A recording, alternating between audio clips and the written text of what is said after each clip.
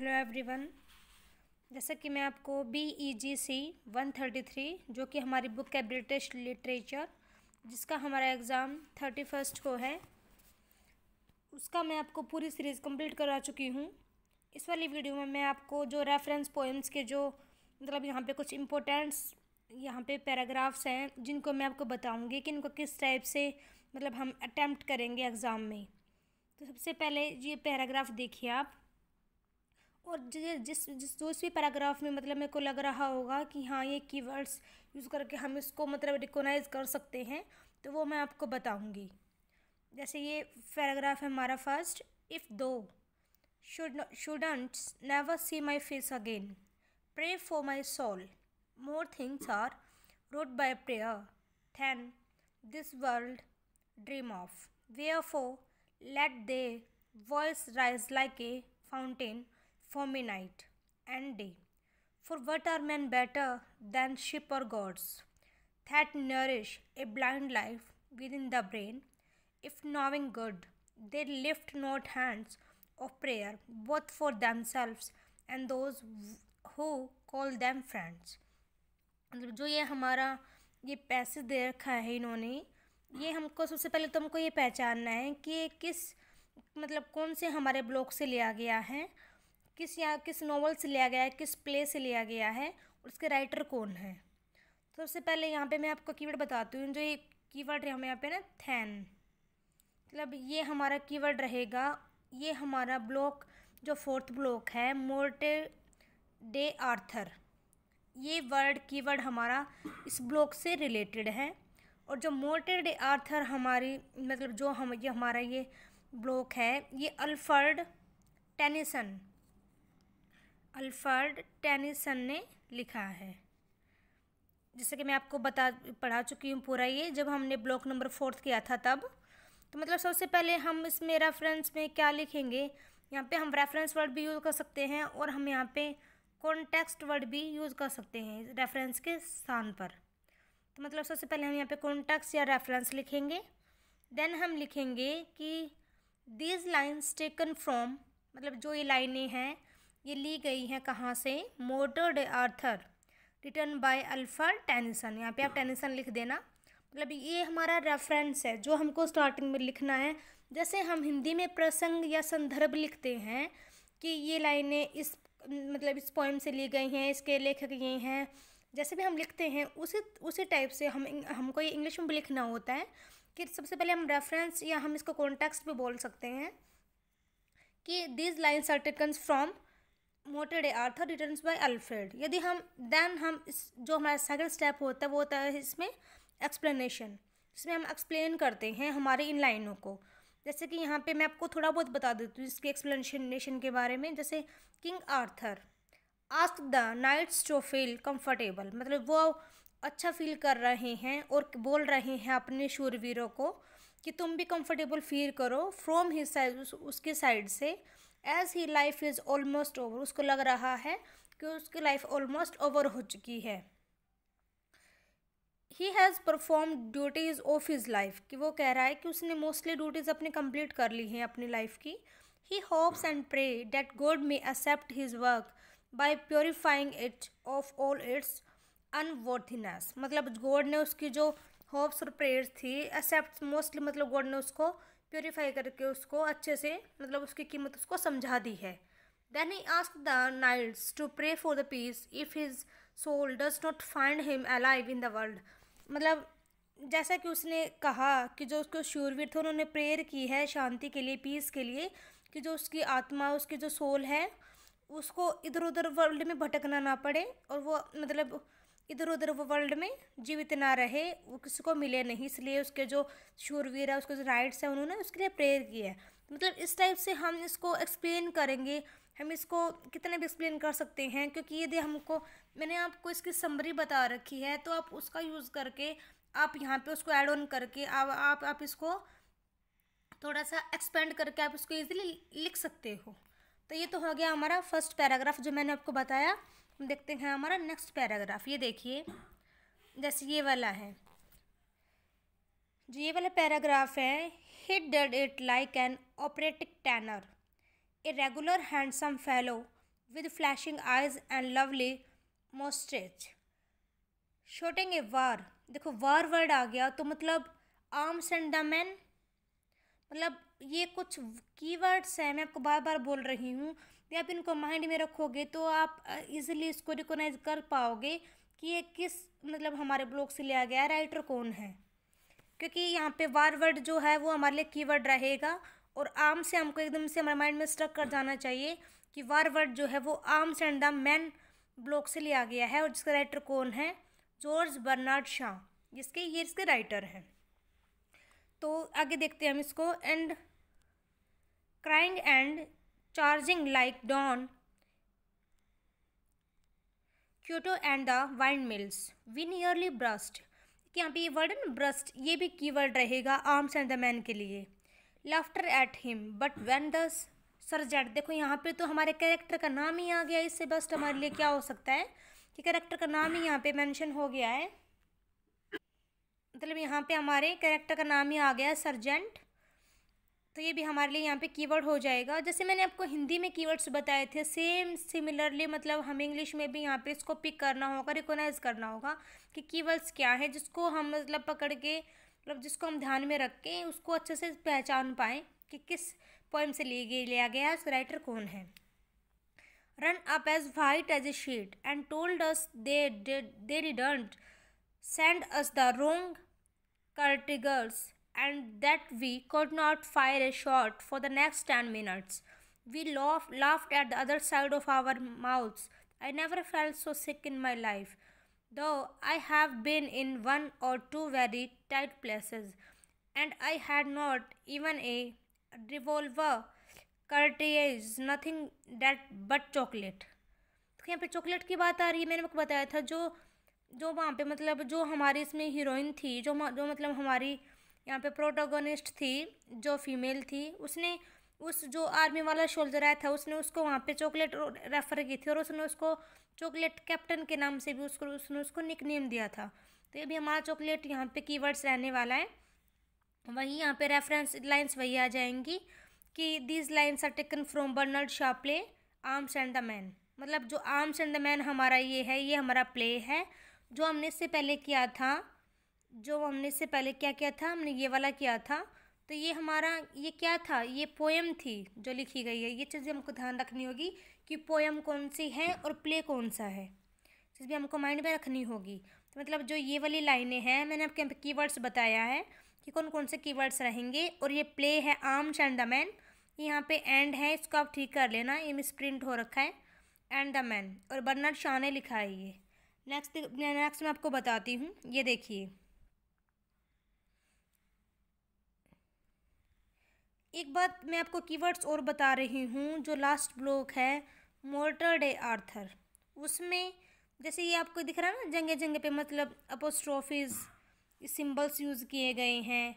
से वर्ड हो गया, मतलब थोड़ा सा जो आपको स्ट्रेन सा लगे। देखिए यहाँ पे तो मतलब नाइट्स वर्ड ही आ गया शूरवीर, इससे बेस्ट क्या होगा। तो मतलब ये जो वर्ड्स हैं इस टाइप से, तो ये हमारे कीवर्ड्स रहने वाले हैं ब्लॉक नंबर 4 के लिए, मोर्टर डे आर्थर के लिए। और यहाँ पे रेफरेंस की यदि हम बात करें तो जो ये हमारा मतलब हमारे पैराग्राफ है, ये कहाँ से लिया गया है, block number 4 mortar day Arthur. Writer कौन है इसके, मैं आपको पहले ही बता चुकी हूँ। मोर्टर डे आर्थर जो हमारे हैं वो अल्फ्रेड टेनिसन ने लिखा है। तो ये वाला मैंने आपको बता दिया है। नेक्स्ट टाइम मैं आपको कराती हूँ। अभी ये देखिए यहाँ पे मेरे को जिसके एक्सप्लेनेशन मिल पाई वो मैंने आपके लिए यहाँ पे ली है, क्योंकि बहुत डिफ़िकल्ट टॉपिक है ये, बहुत ही मतलब डिफ़िकल्ट टास्क है। इसको मतलब इवन बुक में मिल भी नहीं रहे हैं, मतलब मैं ढूंढ भी रही थी, बड़ी मुश्किल से मेरे को ये कुछ इंपॉर्टेंट लगे हैं जो मैंने आपके लिए यहाँ पे कलेक्ट किए हैं, ताकि आपको थोड़ी बहुत हेल्प तो आपको मिल जाए। इसी वजह से मैंने यहाँ पे मैं ये वाली वीडियो डाल रही हूँ। ये देखिए ये हमारा पैरा है, out brief candle, life is but a walking shadow, a poor player that struts and frets is hour upon the stage, and then a hear no more. It is a tale told by an idiot, full of sounds and fury, signifying nothing. देखो मैंने आपको sleep walking scene बताया था, उसमें जो lady Macbeth थी वो candle लेके आती है। ये उस वाले सीन को मतलब यहाँ पे ये लाइनें वहाँ से ली गई है। वो सीन चला हुआ है, वहाँ पे एक वॉकिंग शैडो आ रही है, एक पुअर प्लेयर है, मतलब ये लिया गया हमारा मैकबेथ वाले से। यदि हम बात करें इसकी तो मतलब रेफरेंस की, वही these lines are taken from Macbeth. Macbeth जो प्ले है वो लिखा गया है, शेक्सपियर ने लिखा है उसको, तो इस टाइप से हम इसको लिखेंगे। और देन ये हमारी इसकी मतलब हम बोले तो ये हमारी एक्सप्लेनेशन हो जाएगी, व्याख्या हो जाएगी। जैसे हम हिंदी में करते हैं वैसे ही हम इसको इंग्लिश में भी करेंगे। जैसे मैं आपको इसके बारे में थोड़ा बताऊं तो, in this above lines the brief candle is related with short life span. जो यहाँ पे जो ब्रीफ कैंडल यूज़ की गई है उसका मतलब है short life span. Macbeth in the state of numbness and pain after his wife death compares life with a brief candle, a walking shadow, a poor player, a tale told by an idiot. According to Macbeth, life is nothing but an illusion. Life is like a poor actor. मतलब वो यहाँ पे बता रहा है कि life क्या होती है। मतलब मैंने आपको बताया है कि ये मतलब ये जो हमारी लाइनें हैं, ये जो हमारे पोएम का स्टैंजा है, ये कहाँ से लिया गया है, मैकबेथ से लिया गया है। और इसके राइटर कौन है, शेक्सपियर जी हैं। और ये इसके एक्सप्लेनेशन है, तो इसको आप देख लेना एक बार अच्छे से। नेक्स्ट देखिए, ये देखिए, मतलब ये देखिए आप उनने सिर्फ 3 लाइनें दे रखी हैं।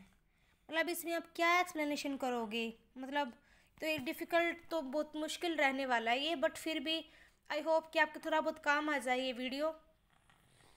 ये देखिए ब्लड की जहाँ पे बात आ रही है ना, ब्लड मतलब उन्होंने मैकबेथ वाले में जो मैकबेथ था उसने किंग डंकन को मारा था, तो मतलब उसके जो हाथ थे वो खून से रंग गए थे एक टाइप से, यदि हम बोले तो मतलब ब्लड की बात जहाँ पे आएगी तो मतलब मैकबेथ प्ले की बात की जा रही है।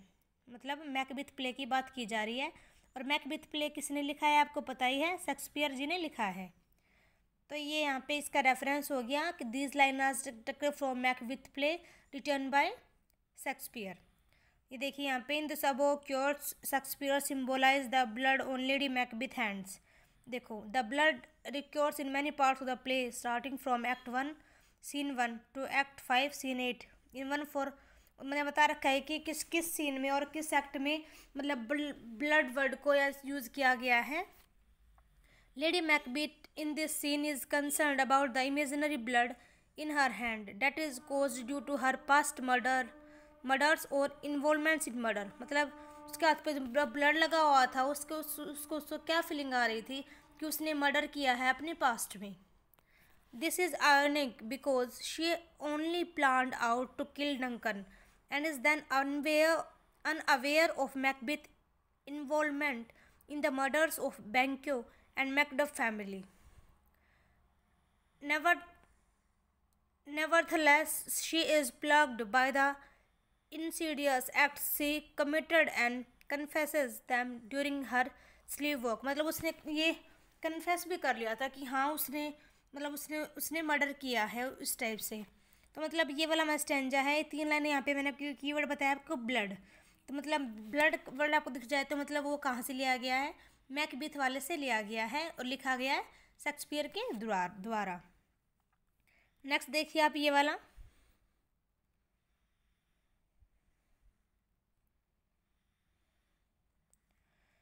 How strange it is to be talked in such a way. मतलब कैसे आप इस तरीके से आप बात कर सकते हो। You know I have always gone on like that. I mean the noble attitude and the thrilling voice I did in when I tiny child my nurse she believed in I do in before my parents they believe in it. मतलब ये जो लाइनें हैं arms and the man से ली गई हैं। और जो आर्म्स एंड द मैन हैं वो किसने लिखी है, आप सबको पता है आर्म्स एंड द मैन जो है वो W.B. येट्स ने नहीं लिखी। आर्म्स एंड द मैन लिखी है जॉर्ज बर्नार्ड शॉ। किसने लिखी है Arms and the Man, George Bernard Shaw, इसने लिखी है ये। तो मतलब ये यहाँ पे कहाँ से लिए गया, ये वाला पैराग्राफ जो है ये आर्म्स एंड द मैन ये इससे लिया गया है। और ये एक एक्ट है, मैंने आपको पहले बताया था, और ये बर्नार्ड शॉ ने लिखा है। तो यहाँ पे आप इसको ऐसे याद कर सकते हैं जैसे कि थ्रिलिंग वॉइस आ गया, टीनी चाइल्ड आ गया। इस टाइप से मतलब आप इसको याद रख सकते हो एग्ज़ाम के लिए। ये देखिए दोबारा से मैकबीथ वाला आ गया है। Out damned spot, out I say 1 2 why then this time होगा ये, this time to do hell is murky 5 my lord 5 a soldier and a fair dead what need we fear who knows it when none can call our power to account.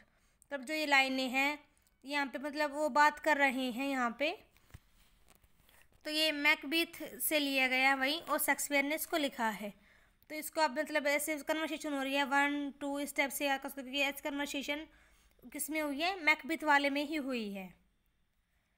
Next देखिए, I have no spur to prick the sides of my intent but only valuating ambitions. देखो यहाँ पे ambitions word आ गया ना, तो मतलब इच्छा थी, उसके एम्बिशंस थे किसके, लेडी मैकबीथ के। वो चाहती थी कि जो मेरे हस्बैंड है मैकबीथ वो एक किंग बने। तो मतलब ये वर्ड जो है, ये वर्ड मैकबीथ से लिया गया है और इसको शेक्सपियर ने लिखा है। ये हमारा कंटेक्स्ट है या हमारा रेफरेंस है, तो इसको आप ध्यान रखना। इसके अलावा ये देखिए जो ये वाला है, but when I looked did again, ये मैं आपको बता रही हूँ, ये एग्ज़ाम में आया था। BEGC 133 ब्रिटिश लिटरेचर जून 2022 में ये एग्ज़ाम हुआ था, उसमें पूछे गए थे। तो ये फर्स्ट है, yet do I fear the nature this is too full of the milk of human kindness to catch the nearest way thou would be great art not without ambitions but without the illness should attend it. देखो ambitions word आ गया है यहाँ पे, it means मैकबीथ से लिया गया है और इसको शेक्सपियर ने लिखा है। किससे लिया गया है, ये मैकबीथ से लिया गया है। ये आप याद रखना, यही हमारे लिए कीवर्ड्स रहेंगे जिनको हम यूज़ करके इसको अच्छे से जान पाएंगे। नेक्स्ट देखिए जो ये वाला है, will the great Neptune's ocean wash this blood. देखो ब्लड वर्ड आ गया, मैंने आपको पहले बताया था ब्लड वर्ड जहाँ पे आ जाएगा वो हमारा मैकबीथ से लिया गया है, तो मैकबीथ वही शेक्सपियर ने लिखा है। नेक्स्ट देखिए, he did it like an operating tenor a regular handsome fellow with flashing eyes and lovely moustaches shouting a war crying. देखो वॉर वर्ड यहाँ पे दोबारा से आ गया उस टाइप का जो मैंने पहले बताया था, वही वॉर वर्ड आया है। तो मतलब आर्म्स एंड द मैन से लिया गया है, क्योंकि वॉर की बात उसी में की गई थी। और इसको किसने लिखा है, बर्नार्ड शॉ ने, जॉर्ज बर्नार्ड शॉ ने इसको लिखा है। ये चीज़ आप ध्यान रखना। ये देखिए दो मैंने आपको बताया था ना, मतलब इस टाइप से जहाँ पे मतलब ये कौमें इस तरह से ज़्यादा कुछ लग रही हुई, ये दो वर्ड आ गए इस टाइप से, मतलब ये हमारे कीवर्ड्स रहेंगे लास्ट वाले ब्लॉक के लिए। देखो अजीब से वर्ड्स लिख रखे ना इस टाइप से, तो मतलब ये सारे वर्ड्स किसके रहेंगे, ये मोर्टर डे आर्थर के लिए रहेंगे लास्ट वाले ब्लॉक के हमारे, जिसको अल्फ्रेड टेनिसन ने लिखा है। ये चीज़ आप याद रखना, अल्फ्रेड टेनिसन ने लिखा है मोर्टर डे आर्थर, ये चीज़ आप ध्यान रखना। नेक्स्ट देखिए, but when I look did again behold N arm cloth in white cement, wonderful, decorated in hilt and brandished him 3 times and drew him under in the mare। मतलब ये ब्रांडिश word और 3 time, ये जो बात की गई है, ये आप यहाँ पे मत सोचना कि मतलब आम वर्ड आ गया है तो मतलब आम चंद मैन का नहीं, ये यहाँ पे मतलब एग्जामिनर को फंसाने के लिए ऐसा वर्ड दिया है। तो ये वाला जो हमारा पैसेज है ये हमारा block number 4 martyr day Arthur से लिया गया है।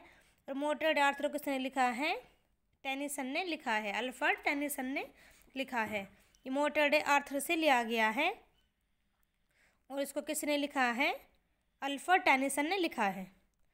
तो ये मैंने आपको कुछ बताए हैं, यहाँ पे मैंने आपको टोटल कितने बताए हैं देखिए,